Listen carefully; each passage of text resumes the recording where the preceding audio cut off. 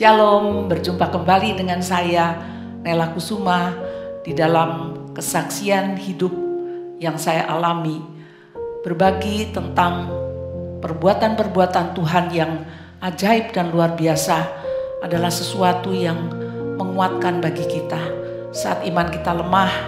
Apabila kita mendengarkan apa yang Tuhan kerjakan di dalam kehidupan orang-orang percaya, maka kita akan dapat bangkit kembali dalam harapan kepada Tuhan Yesus Kristus. Di dalam bagian yang ketiga ini, saya ingin mengenang kembali bagaimana pada saat saya mengalami krisis dari penyakit saya, itu pun telah menghantam keadaan ekonomi dari keluarga.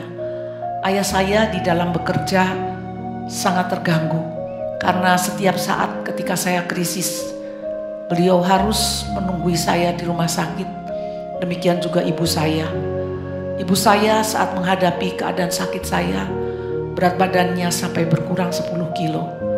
Pekerjaan ayah saya mengalami banyak masalah karena jarang dipantau, banyak pekerja-pekerja yang tidak jujur, sehingga bukan hanya menghadapi kesulitan di tempat pekerjaan, tetapi juga dampak daripada keadaan ekonomi ini mengakibatkan ketika harus membayar rumah sakit setiap bulan tidak ada uang lagi untuk membayar.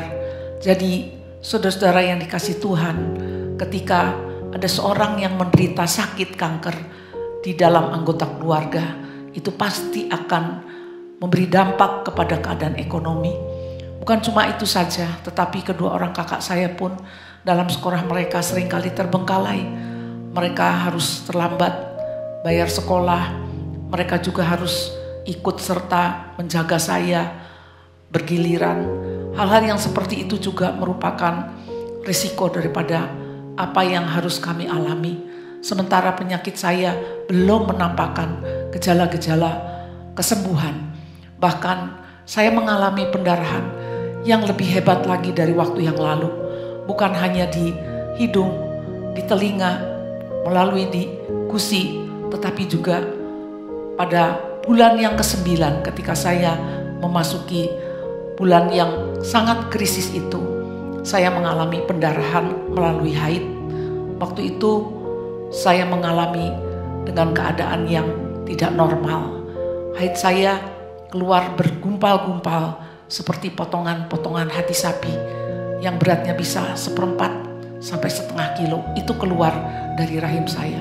Sungguh hal ini sangat membuat kekuatan saya lemah secara tiba-tiba. Karena yang keluar dari rahim itu adalah darah segar. Sehingga dengan demikian tidak mungkin darah transfusi itu dapat menyusul kekurangan darah yang ada di tubuh saya.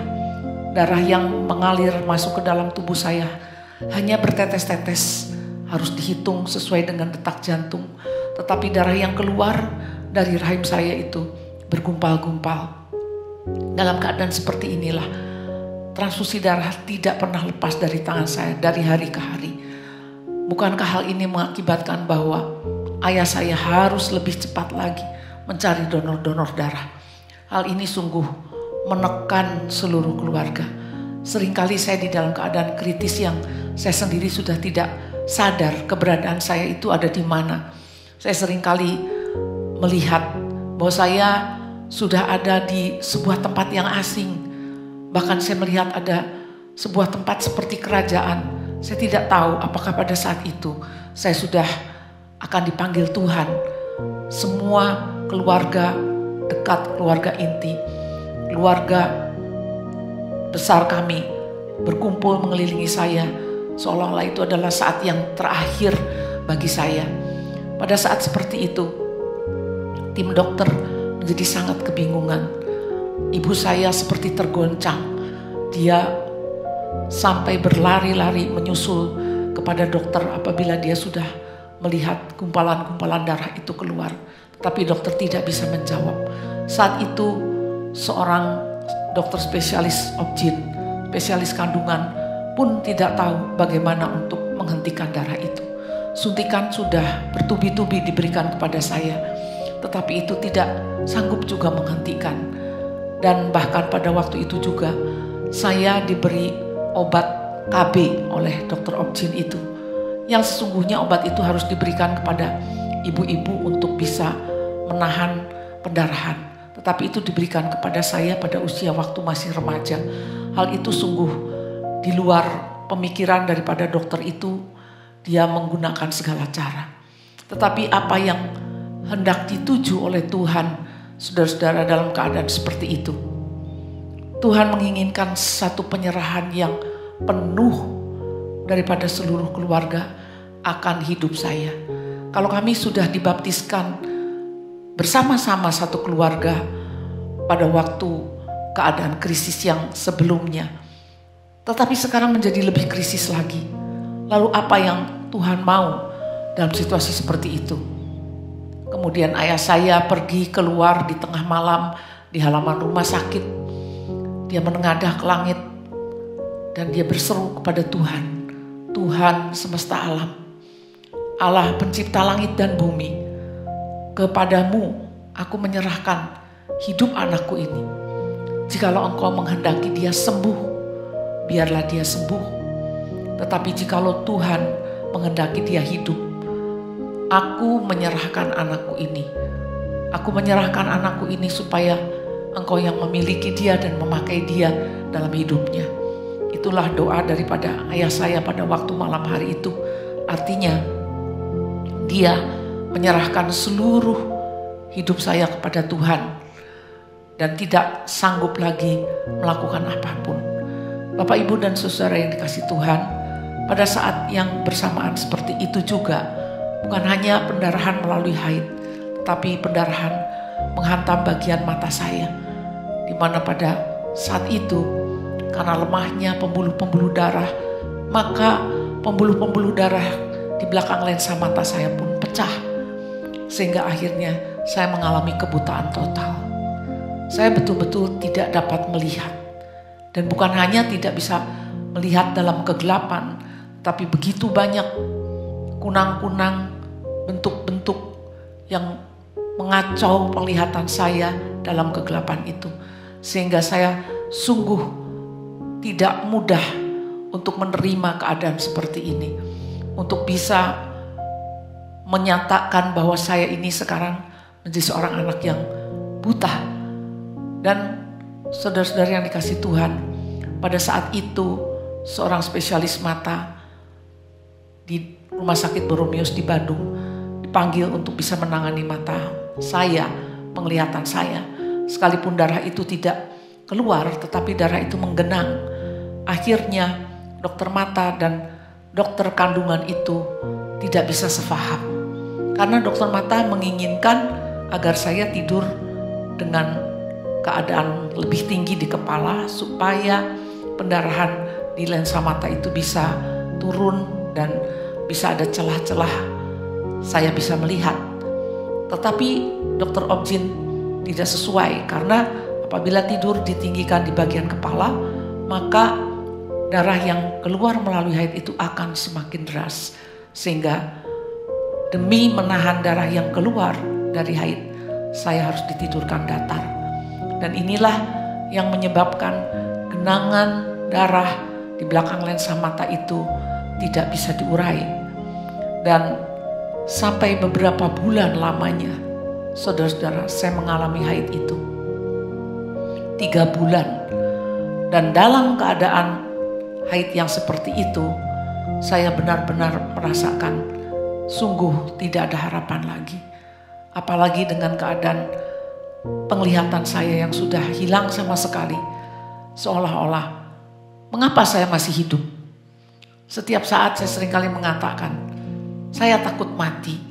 Tetapi ada seorang majelis gereja yang mengatakan, kalau engkau akan mati, engkau pasti sudah mati.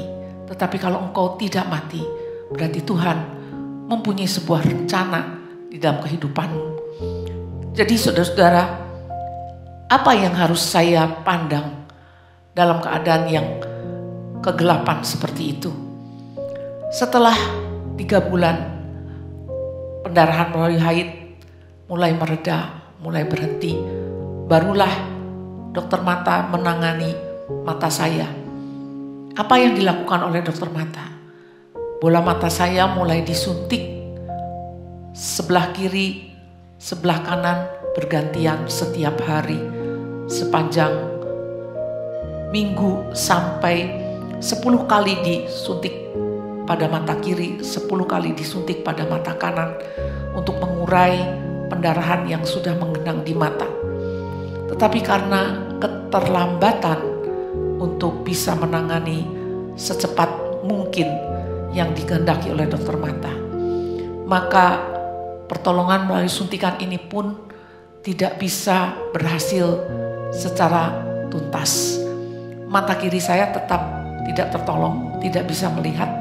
Sementara mata kanan saya hanya sekira-kira 10% saja dapat melihat di antara begitu banyak kunang-kunang dan flek-flek hitam akibat daripada genangan darah. Namun Bapak Ibu dan Saudara yang dikasihi Tuhan, untuk keadaan seperti itu pun kami patut bersyukur karena pendarahan dari berbagai tempat sudah mulai mereda dan transfusi darah sudah mulai berkurang. Tinggallah saya menghadapi keadaan bahwa saya ini sekarang sudah menjadi seorang yang memiliki cacat pada mata.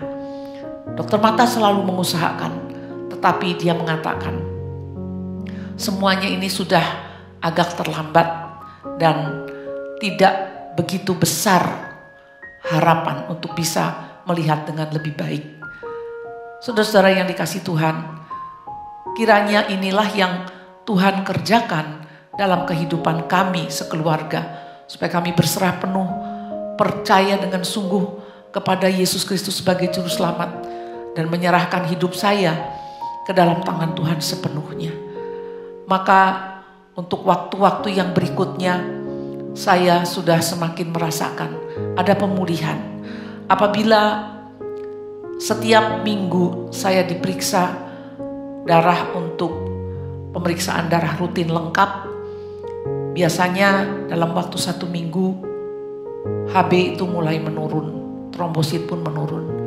Tetapi setelah penyerahan dari ayah saya itu dilakukan, maka ketika pemeriksaan darah 1 minggu dapat terlihat di situ tidak ada penurunan HB. Berarti transfusi dilakukan lebih jarang. Bisa 2 minggu 2 botol, yang biasanya 1 minggu 2 botol, atau setiap hari ketika ada pendarahan. Sekarang sudah mulai berkurang. Dan dalam keadaan penglihatan yang sangat kurang, saya membiasakan diri untuk tetap bisa melakukan segala sesuatu di tempat, di rumah sakit, dan mulai berjalan ke sana kemari dengan penglihatan yang sangat terbatas ini. Dan pada saat-saat seperti itu, mulai tahun yang kedua, memasuki tahun yang kedua, saya diizinkan oleh dokter perawat untuk pulang setiap hari Sabtu untuk weekend di rumah, agar bisa menyesuaikan diri dengan keadaan di rumah. Sehingga ketika tubuh saya tidak ada lagi pendarahan dan darah saya tidak mengalami penurunan, saya boleh pulang ke rumah pada hari Sabtu dan Senin, kembali ke rumah sakit untuk mengalami perawatan-perawatan lagi, berjalan selama setahun ke depan. Dan Bapak Ibu dan Saudara yang dikasihi Tuhan, disitulah saya mengalami bagaimana Tuhan memulihkan baik limpa saya, baik sumsum saya. Bukan secara mengejutkan, bukan secara tiba-tiba mujizat itu terjadi. Tetapi mujizat itu terjadi secara berproses. Karena bagi Tuhan adalah yang terlebih penting bagaimana membawa seluruh keluarga ke dalam pertobatan. Membawa kepada penyerahan diri yang total, supaya saya diserahkan seluruh hidup saya kepada Tuhan, untuk Tuhan berkarya dalam kehidupan saya yang selanjutnya, sehingga mujizat itu diberikan secara berproses. di akhir daripada tahun kedua saya berada di rumah sakit, telah mengalami penambahan darah secara alamiah di dalam tubuh saya. Sehingga semakin lama semakin berkurang akan transfusi darah. Sehingga bisa hanya 1 bulan 1 kali. Dan saudara-saudara yang dikasihi Tuhan, di suatu hari yang tidak pernah saya pikirkan, ada suatu dorongan di hati saya. Saya ingin pulang ke rumah. Betul-betul saya rasa saya harus pulang dan tidak kembali lagi. Perawat-perawat mentertawakan keinginan saya ini.